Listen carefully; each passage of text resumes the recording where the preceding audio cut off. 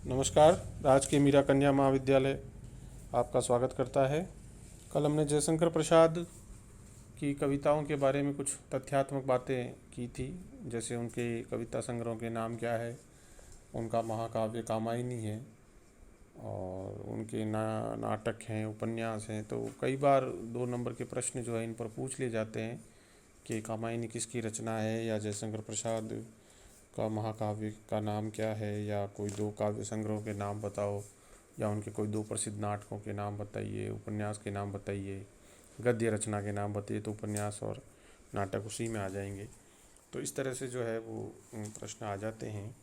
और आज हम कल की बात को थोड़ा आगे बढ़ाते हैं। और जो कल मैंने कहा था कि उनके एक जीवन में जो करुणा और दुख है, उसका कारण उनका व्यक्तिगत जीवन का दुखमय होना था। और आप देखिए कि उनकी काव्य पंक्तियाँ क्या वो लिखते हैं कि दुख क्या था उनको मेरा जो सुख लेकर यूँ भागे। ये पंक्ति वही मनुष्य लिख सकता है जिसको दूसरों से कष्ट और दुख प्राप्त हुए होंगे, तभी ये कविता ला सकती है कि दुख क्या था उनको मेरा जो सुख लेकर यूँ भागे। और एक बड़ा कवि जो होता है वो इसीलिए ऐसा नहीं होता है कि किसी का प्रतिकार या वो करे। और वही प्रसाद जब दूसरों को देने की बारी आती है तो कामायनी में लिखते हैं कि औरों को हंसते देखो मनु हंसो और सुख पाओ। यानी दूसरों की खुशी को देखो, आप दूसरों की प्रसन्नता और हंसी को देखो और स्वयं जो है वो सुख की प्राप्ति करो और दूसरों को भी करते हुए देखकर प्रसन्न हो। ये एक बड़े व्यक्तित्व की पहचान होती है, जिसको भली स्वयं दुनिया में दूसरों ने अगर दुख और करुणा उसको महसूस कराई है तो लेकिन वो दूसरों के लिए खुशी और हंसी को तलाशता है। और इसीलिए उनका कामायनी जो है, जो पूरी की पूरे आनंदवाद की प्रतिष्ठा का महाकाव्य है, जहाँ प्रसाद ने मनु और श्रद्धा के द्वारा अपनी बात कही है। और हमारे जो पाठ्यक्रम में है वो उनके कविता के छोटे छोटे गीत हैं। और उनके गीतों को हम 4-5 तरह में बांट सकते हैं।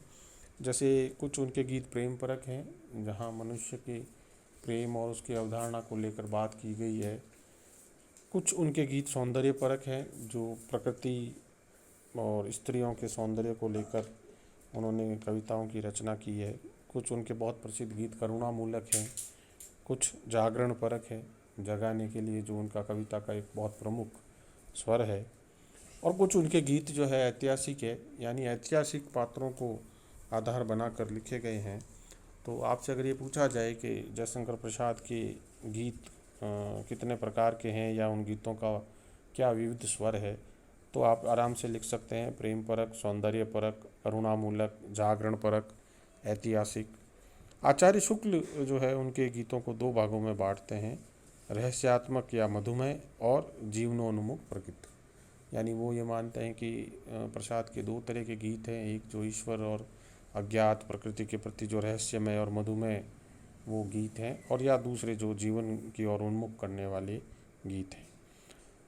जहाँ तक जयशंकर प्रसाद जी की भाषा का सवाल है, तो ये हम सब जानते हैं उस दौर के तमाम साहित्यकार और कवि जो थे वो बहुभाषी थे, बहुभाषाओं का उनको ज्ञान था। संस्कृत, हिंदी, अपनी मातृभाषा, अवधी, ब्रज, जो कोई भी उनकी होती थी उसके भी वो ज्ञाता होते थे। इसके अलावा अरबी, फ़ारसी, उर्दू का भी उनको काफ़ी अच्छा ज्ञान होता था। इसके अलावा बंगला से भी बहुत सारे, जैसे निराला बंगला के अच्छे ज्ञाता थे, बंगला भाषा भी उनको आती थी। तो इस तरह से जो है उन कवियों की भाषाओं में जो है एक बहुत ही विविधता और वो होती थी।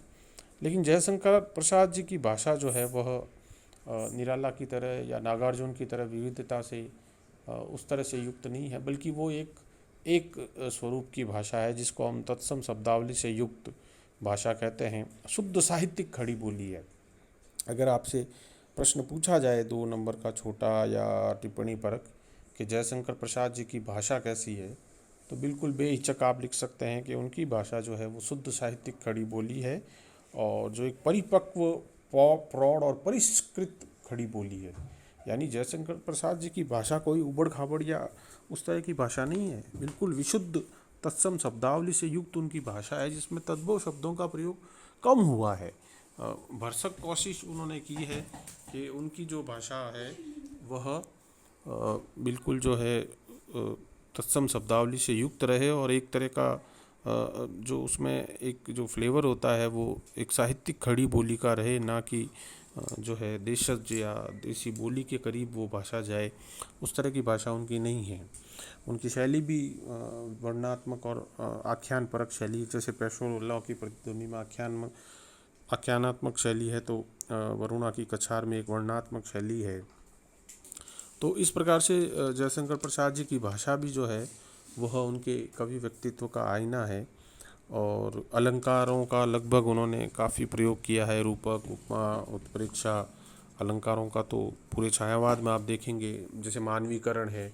मानवीकरण एक ऐसा उपन्यास है जहाँ प्रकृति में जो है मनुष्य का आरोप कर दिया जाता है, मानवीकरण कर दिया जाता है।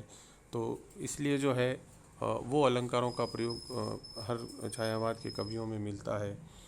और शैली जो है उन सबकी व्यक्तित्व की अमिट छाप है उनकी भाषा शैली पर। तो इस तरह से जो है, और छंदमय रचना भी लिखते हैं छायावाद के कवि। निराला जैसे मुक्त छंद भी लिख रहे हैं, तो वो छंद वाली कविता भी जो है लिख रहे थे। तो ये तमाम चीज़ें जो हैं वो जयशंकर प्रसाद जी के और उनकी कविता को लेकर है। और हमारे जो पाठ्यक्रम में उनकी जो कविता है, पेशोलों की प्रतिध्वनि, वरुणा की कछार, और जो है आपके वे दिन है, बीती विभावरी जागरी है, तो चारों भिन्न भिन्न प्रकार की कविता है, अलग तरह के स्वर को ली हुई कविता है। जैसे जो उनकी पहली कविता वरुणा की शांत कछार है, तो वरुणा एक जो नदी है जो गंगा की सहायक नदी है और बनारस में बहती है, उसके आसपास 100 किलोमीटर लगभग उसका माना जाता है। तो वो एक ऐसी ऐतिहासिक नदी है कि जिसके तट पर, या जिसके कहिए कि उसके इर्द गिर्द बड़े ऐतिहासिक पुरुषों का जो है वो आगमन हुआ, जिसमें सबसे बड़ी एक हस्ती महात्मा बुद्ध थे।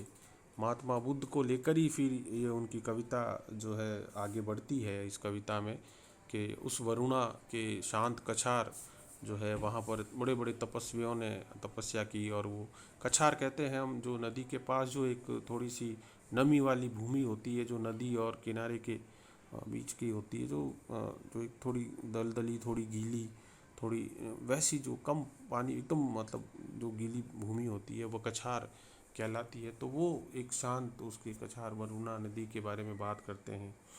जैसे उनकी बीती विभावरी कविता है, तो वह कविता जो है उनकी एक एक कल्पना करती है कि एक युवती है जो प्रातःकालीन जो वेला है उसमें जो एक सोई हुई नायिका जो है वो उसको वो कह रहे हैं कि अब उठ जाओ आप, बीती विभावरी जागरी। और ये एक तरह से हम देशवासियों को उनका उद्बोधन है कि भारत जो है अब जो उस समय आप जानते हैं पराधीन भारत था, और हमारा जो देश काल वातावरण था वो गुलामी की जंजीरों में था। तो वो जो हम जयशंकर प्रसाद के जागरण परक या वो जिन गीतों की बात करते हैं उसमें से बीती विभावरी है कि अब रात्रि समाप्त हो चुकी है और अब जागने का समय आ गया है, अब ये जागरण का समय है। उसको कैसे वो प्रकृति के विभिन्न उपादानों से जोड़ते हुए और राष्ट्र चेतना का एक संदेश देते हैं, ये उस तरह की कविता है। बीती विभावरी पर आपसे प्रश्न पूछा जाए तो आप बिल्कुल लिख के आना है कि राष्ट्रीय चेतना का संदेश देने वाली ये कविता है, जिसमें प्रातःकालीन वेला में जो है सुप्त नायिका को जागरण का मंत्र देते हुए कवि कर्तव्य में आगे बढ़ने की बात करते हैं। वे दिन जो है वो उसमें कवि याद कर रहा है पुराने दिनों को, और उसमें उस दिनों की जो सौंदर्य था, जो उस दौर का जो एक समय था, उसको जो है वह कवि याद करता है। तो इस तरह से जो है ये तीनों कविताएं अलग अलग तरह की है। और पेशोलों की प्रतिध्वनि तो आप जानते ही हैं, उसका संबंध हमारे उदयपुर से है। तो वो कविता एक अलग टेक्सचर लिए हुए है, एक अलग तरह की है, उस पर भी हम बात करेंगे।